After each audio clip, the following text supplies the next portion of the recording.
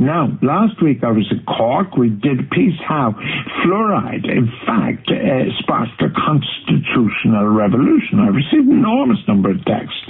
So I thought I might do something about it. And I'm joined in my studio by two dissenting views. Dr. David Grimes, who's a physicist at Oxford University and contributes on science to the Irish Times and The Guardian, and Siobhan TD Felicia Offaly, the party spokesperson on the environment, community and local government. Gentlemen, welcome to the programme.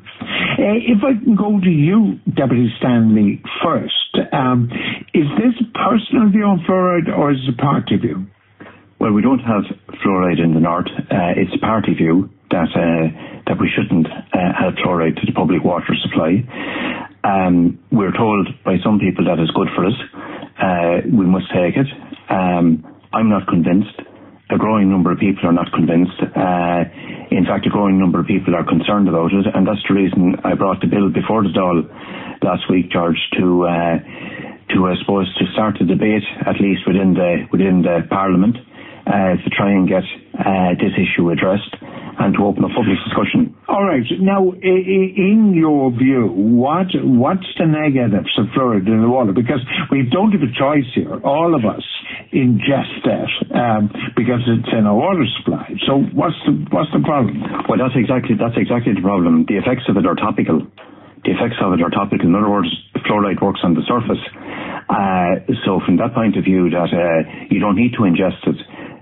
The question is that by ingesting it and by taking it into every part of your body, are you doing harm to your body? And that hasn't been addressed, certainly not to my satisfaction. If somebody wants me to take medicine, they must tell me why I'm taking it, what it's for, and in the case of fluoride, it's unnecessary because I have a toothbrush and I have toothpaste. I don't need to ingest it. Yeah, I buy the toothbrush argument, but the reason it's there in the first place is that not everybody was using their toothbrush or toothpaste, and this has reduced cavities or any other form of dental difficulty. No? Well, the reduction in cavities and the improvement in dental health has corresponded with the introduction of toothpaste and indeed the widespread supply and use of toothpaste across the state.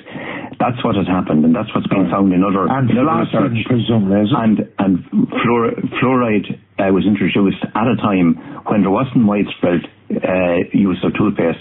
It was introduced when I was very young, and it was introduced at a time when tooth decay, when there was an appalling level of tooth decay, particularly in children, and it was felt at that time that this is what you needed to do, to have mass medication to stop it from happening, or to at least slow it down. But before I go to my distinguished scientist, because we need to get something for him to get his teeth, which of course happily are perfect because of fluoride in the water, to get his teeth into the argument.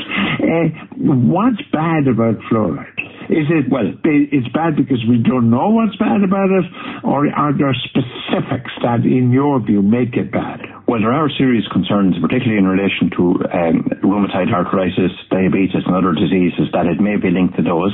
Okay. We do have a very unusual high level of those in this state. If you look at the statistics, yes, and compare them to the rest of Europe, 98% of which doesn't have fluoride in their water supply. Right. 98% of Europe doesn't have it. Okay. We belong to the 2% that does have it. We do have a very, very excessive amount of diseases that scientists are linking to fluoride. Okay. All right, we have an argument. Now, as I said, my guest was Dr. David Grimes, physicist, yes? Physicist, yeah. All right, physicist at Oxford University, yeah, but you write on scientific matters. Mm-hmm. A doctor, whenever we were talking in Cork, a doctor sent me a text. Well, he said he was a doctor, but he said, incredible, we give somebody a medicine without asking them whether they want to take it or not, without doing any tests on them as to their need for it, and we give it to them without their permission. That's a bit extraordinary by any kind of medical That's a kind of a phrasing issue here. Fluoride was introduced in 1964 to offer a baseline protection to everyone. Yeah. It is one of the few health interventions we have that saves a hell of a lot more money than it costs. For instance, toothpaste, for example, has an average cost taken from American studies about $17 per person per year, whereas adding fluoride to the water, offering a similar base level of protection, costs $1 per person, saving about $32 per cavity per person. Now, and we say there's no difference. I just want to respond to some of our distinguished colleagues' points right here. It's extremely effective, and health studies have been done on it for 80 years. This is not something that... Well, why isn't everybody in Europe doing that if it sounds like such a great George, idea? they kind of are. People often make the claim there, I would dispute the 98 figure, but even leaving that aside, Germany add fluoride to their salt. Other countries add it to their milk. Other countries yet have high enough natural mineral concentrations. Remember, fluoride is a natural mineral that you'll get in certain reservoirs, lakes. Most water has at least a trace amount. So they either don't need to add it or they add it to their foodstuffs. The argument that we don't get it is a disingenuous one, or else one born out of a slight amount of ignorance about the topic. It is a micronutrient. We do need it, and it is very, very beneficial.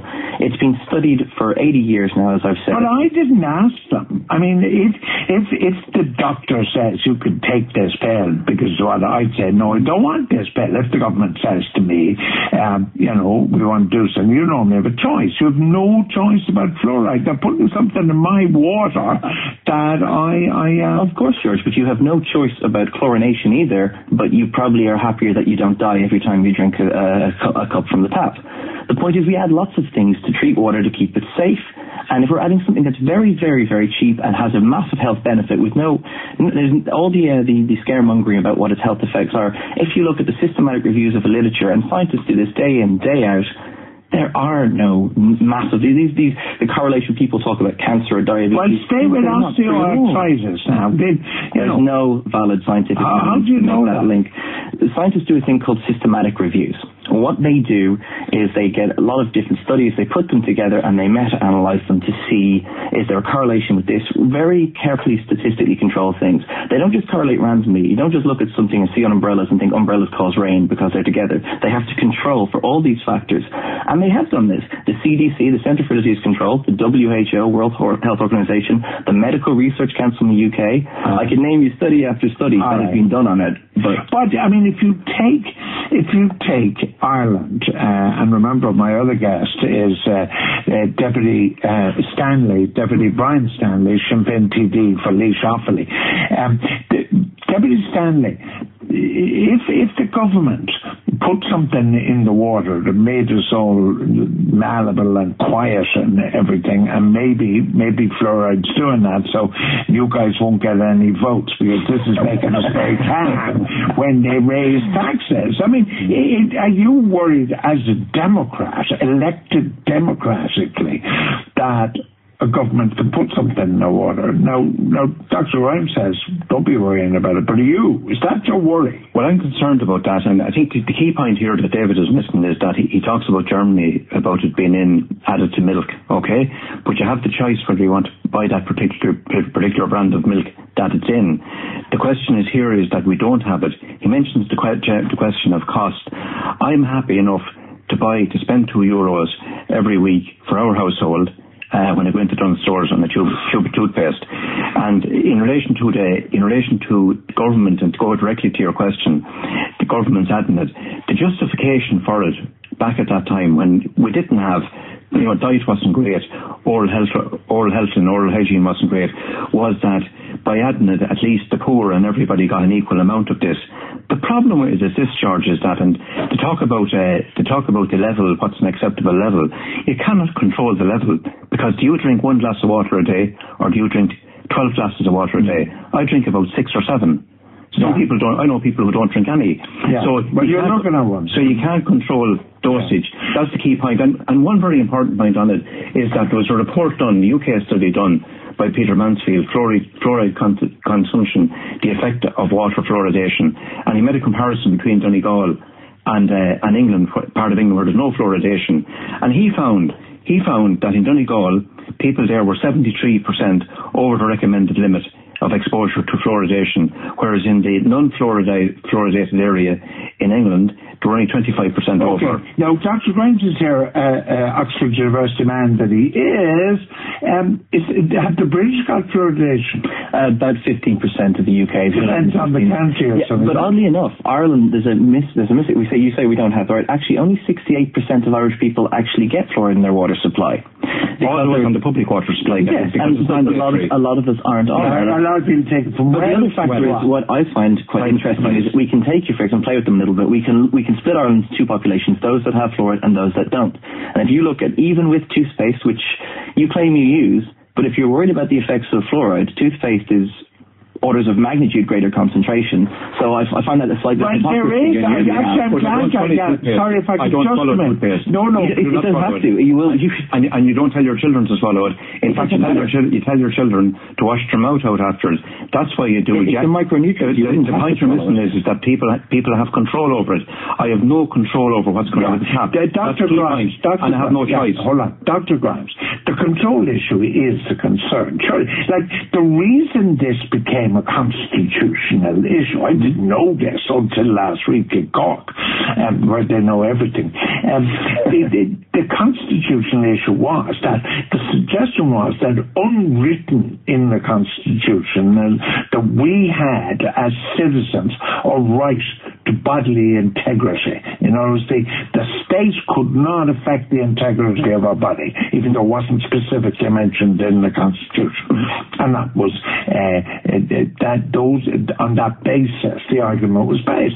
So doesn't that, like, if we accept all your scientific pluses, don't we as citizens constitutionally have a right to say, well, we don't want this? Well, George, that is unfortunately fallacious reasoning, and people do it all the time. But if you went down to a stream somewhere and took a big cup of water, you'd be drinking plenty of natural minerals, including fluoride, and in various concentrations. There are places in the world, for example, where fluoride is too high. India is one of them, and they have to take steps to bring the levels down.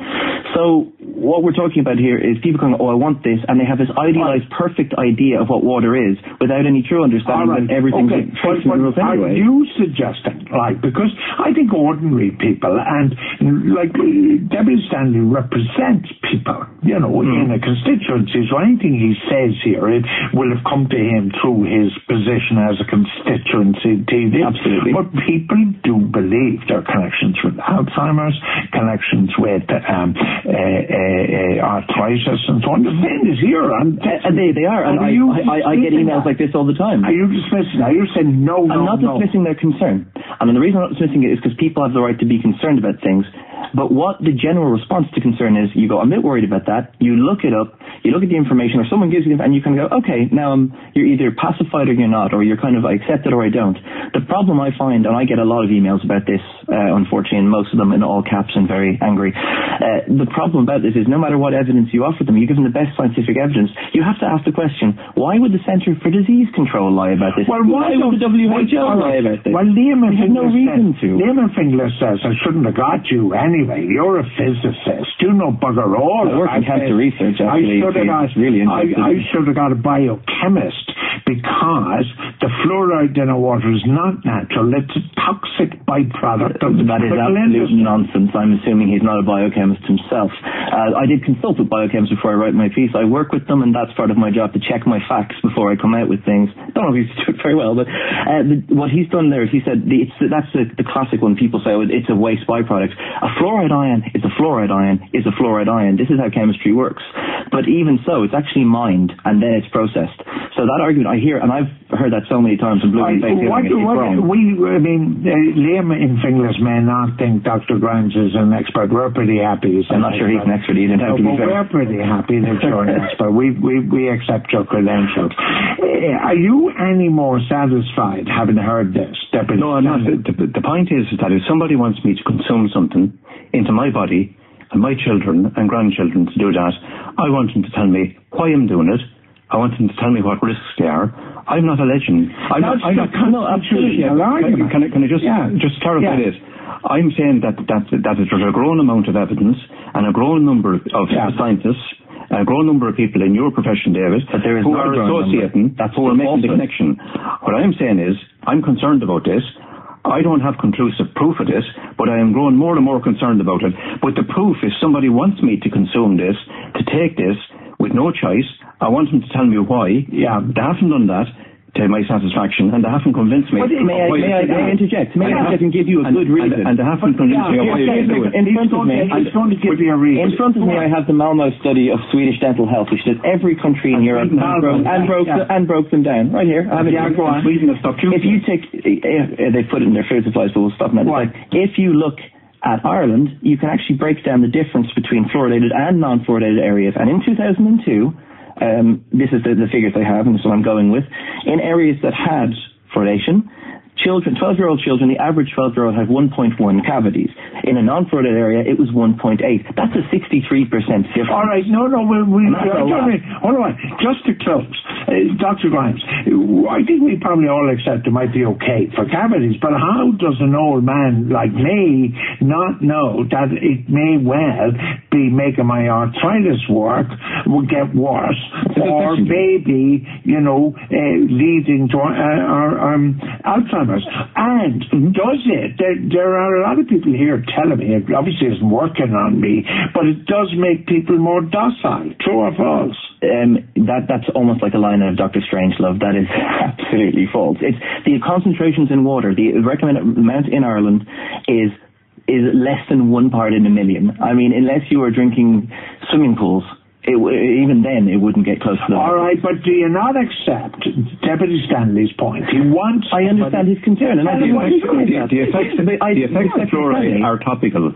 But fluoride works on the surface. You can apply it to the surface of your tooth with a toothbrush. It comes in toothpaste, and you wash out your mouth when you're finished. Yeah. And if we just quote the government's own 2002 report said that. It said the effects of it are topical. May I conclude? David's missing that point. David has to get back to Oxford, and you have to get back to Portlace. Very quick conclusion, 30 seconds. The very quick conclusion about this is there have been reams of scientific data done. People are concerned. We wouldn't just introduce something and scientists wouldn't just accept it unless it had been tested and continues to be tested. At the end of the day, that's the best evidence we can offer you is 80 years of studies saying that all these fears, well, there's no evidence for the fears. Right. They told us to Linwood was okay as well. So I'm not sold totally. But anyway, my thanks to my guest. A safe journey to Deputy Stanley down to Portlace. And my thanks to Dr. David Grimes. To them both, thank you for their efforts. Lots to come in the right hook, including ageism on my good friend, John McClaren. The Right Hook. #1 for news, comment and opinion.